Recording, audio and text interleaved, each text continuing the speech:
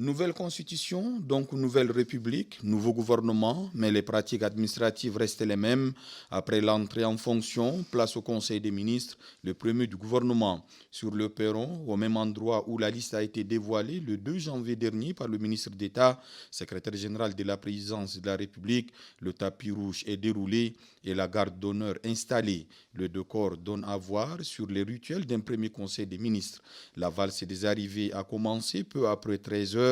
L'on y trouve les anciens qui conservent leur poste, d'autres qui se voient confier d'autres départements et surtout les nouveaux qui font leur premier pas, qu'ils soient ministres de plein exercice ou secrétaires d'État. C'est là où réside la diversité de cette équipe que présente ce jour le nouveau Premier ministre Dr Succé Masra au chef de l'État, général Mohamed Idriss Déby Itnou. Dans la salle, les ministres prennent place, mais leur placement autour de la table, précisé par des cartons nominatifs, ne doit rien au hasard. Ils se fondent sur leur rang dans l'ordre de préséance. C'est d'ailleurs ce principe protocolaire qui commande l'accueil du président de la République par la secrétaire générale du gouvernement, Dr Ramatou Mohamed Outouin.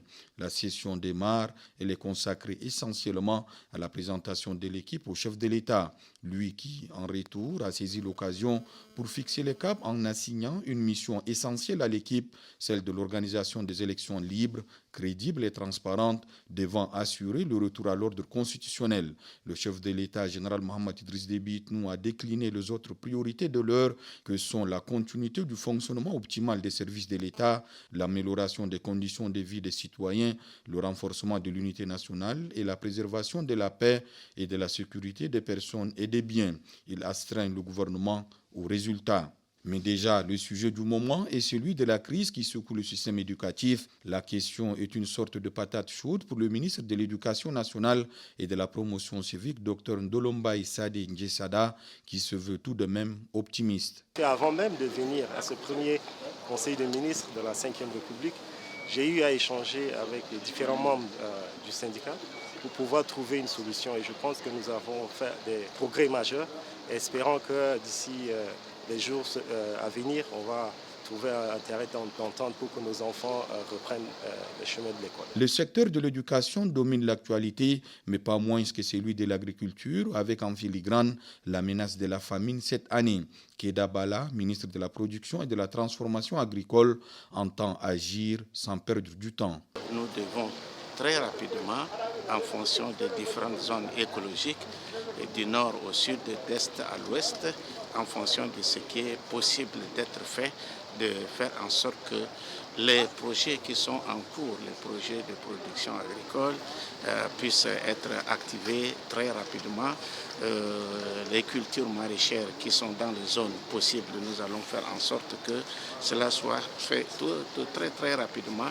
Effectivement, bien sûr, l'ONASA n'est qu'une solution ponctuelle, pas une solution durable. La durabilité des solutions, c'est ce que cherche le chef de l'État en dédiant un département à l'énergie. Madame Dogona Mbakas Riradim Louise dit savoir que l'attente est grande et prit bonne note des orientations du chef de l'État. L'attente est grande de l'énergie, de l'électricité, tous les jours de bonne qualité et également à moindre coût.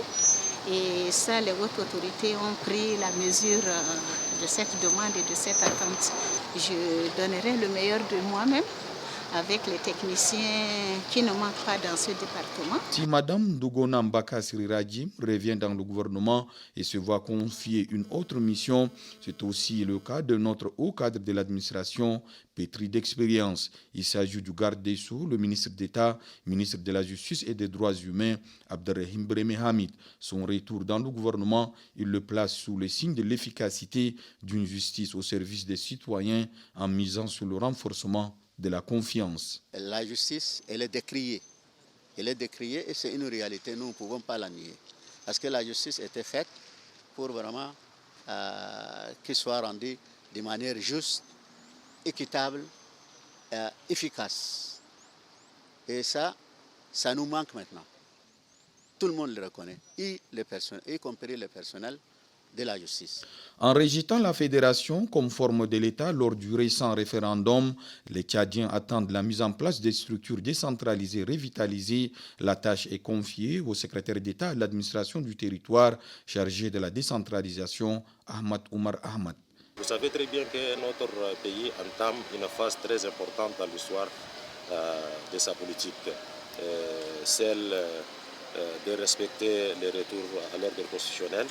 Également, en ce qui nous concerne, notre département chargé de la décentralisation, nous avons un grand défi, c'est-à-dire les engagements pris devant le peuple tchadien, la mise en place des institutions de l'État, l'organisation des élections à temps pour respecter les calendriers pris devant le peuple tchadien.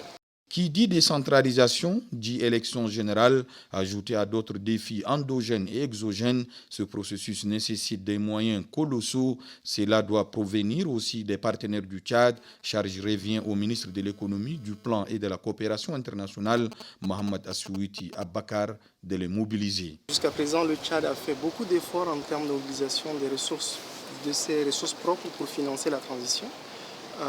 C'est quelque chose qui est louable, mais comme l'a dit le président tout à l'heure en conseil des ministres, il faut aller de l'avant et aussi mobiliser des financements extérieurs qui peuvent complémenter ce que le pays fait. 2024 est une année charnière, c'est la dernière phase de la transition. Il y a des agendas assez importants qui vont être mis en œuvre d'ici quelques mois. Le plus important, c'est l'organisation des élections. Ça a un coût. Le Tchad compte sur l'apport des partenaires pour financer en partie du moins ces élections. Qu'ils soient à leur première expérience ministérielle, comme Mohamed Assouiti Abakar ou anciens, les membres du gouvernement du docteur Succès Masra savent qu'à partir de cet instant, la pression est plus forte que d'ordinaire car elle est dictée par un contexte politique et social exigeant.